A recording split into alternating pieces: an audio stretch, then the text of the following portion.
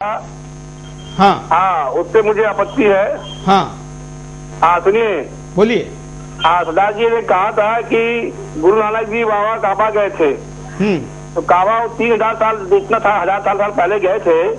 तो क्या करने गए थे वहाँ पर? उस जमाने में जहाज था नहीं, शिप था नहीं है, कितना मुश्किल से कष्ट करके गए थे। तो क्या करने गए थे? मेरा उनसे सवाल तो मेरा पूछना, उनसे क्या करने गए थे? पिकनिक करने गए थे या काबा हज करने गए थे? आप इस विषय का जवाब तो पहले दिया जा चुका है कि रमेश जी शायद इस विषय पे ज्यादा प्रकाश डाल पाएगी। शायद उस दिन जो एक्सपर्ट थे, मैं 61 वाली बात को अपने मुंह से नहीं कहना चाहूंगा। हम आपको वीडियो थोड़ी देर में इसका दिखाते हैं कि क्या जवाब इस विषय का दिया गया था। हम अब आपको दिखाते हैं कि सिया समुदाय के इमाम सैयद मंसूर आवेद नजफी, इन्होंने क्या कहा जाकिर के ऊपर। मैं आपको ये बता रहा हूं चैलेंज के साथ कि वो लोग जो अफगानिस्तान में तालिबान की फंडिंग कर रहे हैं, जो इराक में अलकायदा की फंडिंग कर रहे हैं, जो पाकिस्तान में तालिबान की फंडिंग कर रहे हैं, जो बेकसूरों को इस्लाम के नाम पर मार रहे हैं, जान ले रहे हैं उनकी, वही लोग जाकिर नाइक की फंडिंग कर रहे हैं। ये कितना बड़ा आरोप है। ये आरोप तो इस कार्यक्रम में आने वाले किसी भी हिंदू नेता ने भी नहीं लगाया, जो एक सिया समुदाय के इमाम ने लगाया है और सीधे कहा है कि अल कायदा को और लादेन को, तालिबान को फंडिंग करने वाले लोग ही जाकिर को फंडिंग करते। मैं दोबारा इसको दिखाना चाहूंगा, क्या कहा, जरा गंभीरता से इसको लीजिए।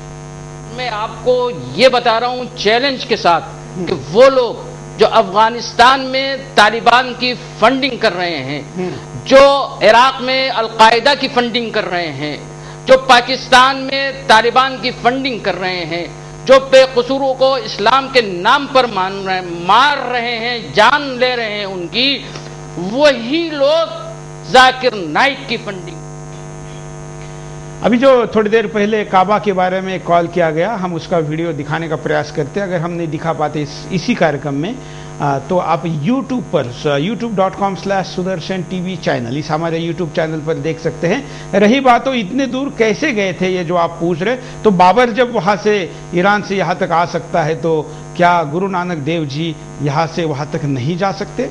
ये सवाल गलत है। लेकिन रही बात ऑथेंटिक उसके जवाब की, वो वीडियो भी हम आपको YouTube पर देख सकते हैं। हम अब आपको संजय राउत, जो शिवसेना के प्रवक्ता है, उन्होंने क्या कहा दिखाते हैं। लेटर लिखा है गृह मंत्री को, हमारा काम चालू है। हमने लेटर लिखा है मुंबई के पुलिस कमिश्नर को, हमने लेटर लिखा है ठाणे के पुलिस कमिश्नर को। जहां भी जाकिर नाइक आएंगे उसको आप रोक दीजिए, नहीं तो शिवसेना अपना काम करेगी। शिवसेना क्या इसके खिलाफ कोई प्रदर्शन आंदोलन भी करेगी? ऐसे आपने कहा है कि विधानसभा में इस मुद्दे को आप गंभीरता से उठाने जा रहे हैं, सड़क पे भी कोई आंदोलन? जाकिर नाइक कोई इतना बड़ा हमारे लिए आदमी नहीं है। उनके पास पैसे की ताकत है तो न्यूज़पेपर के पेज खरीद लेते हैं। स्पेस सेलिंग का जो मामला होता है, पेड न्यूज ज्यादा उनकी है, और सरकार पर हम दबाव डालेंगे। अगर हम उनके खिलाफ नारे देंगे तो ये छोटी व्यक्ति है, बड़ी हो जाएगी। हम उसको बड़ा नहीं करना चाहते। उनकी औकात है, उनकी औकात में उनको रहने दो। एक कॉलर से बात करते हैं। कॉलर के साथ साथ हम आपको वीडियो दिखाते हैं। कॉलर के पहले वीडियो हम आपको दिखाते हैं कि उरैया उत्तर प्रदेश, यहाँ पर इसका एक कड़ा विरोध वहां के ग्रामीणों ने और ग्रामस्थों ने किया है। देखिए। जाकिर नाइक को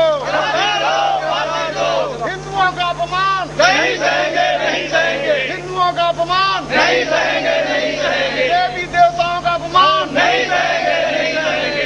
सिंधु प्रसाद जिंदाबाद, जिंदाबाद। पानी है जो हिंदू हित की बात करेगा, जाकिर नाइक को, जाकिर नाइक को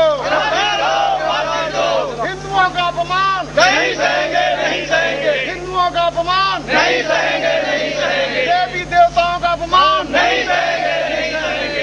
सिंधु प्रसाद जिंदाबाद, जिंदाबाद। पानी है जो हिंदू हित की बात। उत्तर प्रदेश, यहाँ पर हो रहा प्रदर्शन हम आपको दिखा रहे हैं। हमारे पास देश भर के ऐसे अब कई विजुअल्स आ रहे हैं। और इस कार्यक्रम के बाद लोगों के मनों में गुस्सा अव्यक्त होने लगा है जाकिर का। इसके बाद क्या, इसका जवाब एक तरीके से मिलना शुरू हुआ है। हमारे साथ एक और कॉलर जुड़े हैं, उनकी बात सुनते हैं। नमस्कार। हाँ जी, बोलिए। नमस्कार सर। हाँ सर, मैं ये बोलना चाहता हूँ कि आप जो बता रहे हैं इसमें आप एक चीज और कर सकते हैं कि आप ये जो अपने जाकिर नायक है, जाकिर नायक जो है उसका अपना किस जगह पे इसमें अपना वो सभा की है, नहीं आप कहना क्या चाहते हैं उसके विषय में दीजिए। और दूसरा जो है हमने इसके विषय में अपने FIR भी दर्ज कराई थी, लेकिन वो अपने एग्जैक्ट टाइम, एग्जैक्ट डेट और प्लेस के जो है समिट के विषय में अपने FIR दर्ज नहीं करा पाए। और मैं यहाँ से बिंदास बोल से अपने एक चीज और बोलना चाहता हूँ कि आप पहले तो सबसे पहले आपका बहुत शुक्रिया, मैं बहुत आभारी हूँ अपने जाकिर नायक का पर्दाफाश करने के लिए।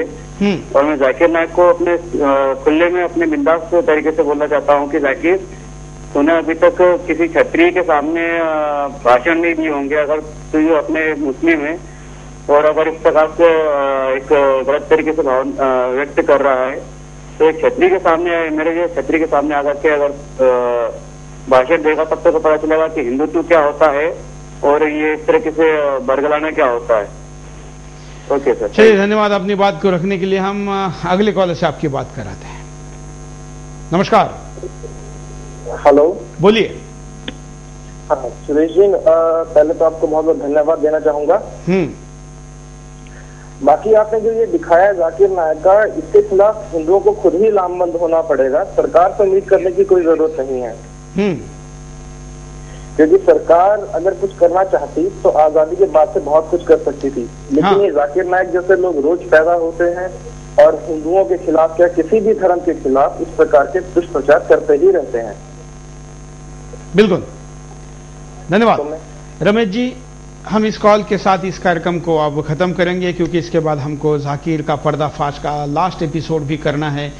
इस कॉलर ने जो कहा, इस पर आपकी क्या प्रतिक्रिया? आप एक हिंदू संगठन के प्रवक्ता है, सामाजिक क्षेत्र में आपकी संस्था इतनी काम करती है, देश भर में कई ऐसी संस्थाएं काम करती है, लेकिन उनकी उदासीनता एक गंभीर मुद्दा नहीं है क्या?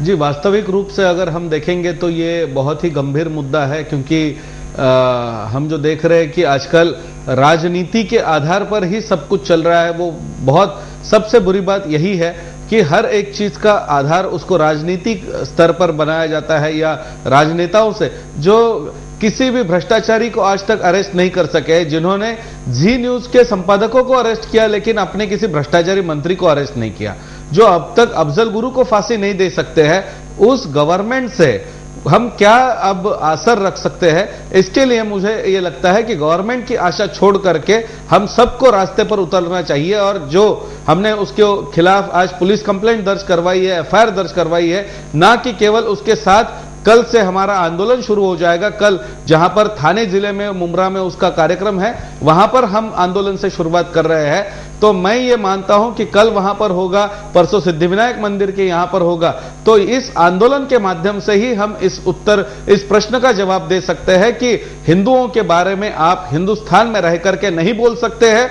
हमें आपके इस्लाम के प्रचार के संदर्भ में कोई आपत्ति नहीं है, लेकिन अपने कार्यक्रम के अंदर आप अगर हिंदू धर्म का अपमान करेंगे, धर्म गुरुओं का अपमान करेंगे, तो हम ये बात नहीं सहेंगे। इस बात का हम केवल यहां पर बोल करके नहीं, हम रास्ते पर उतर करके आपको इसका जवाब देने के लिए तैयार है। मैं यहां पर यह बताना चाहता हूं। कार्यक्रम के आखिर में तो मैं यही कहूंगा कि आगे क्या, इसका जवाब तो आपको देना है, क्योंकि मैंने तो सवाल उठाया है, मैंने अपना काम किया है, जितना करना चाहिए एक टीवी चैनल ने उससे आगे बढ़ने का प्रयास किया है।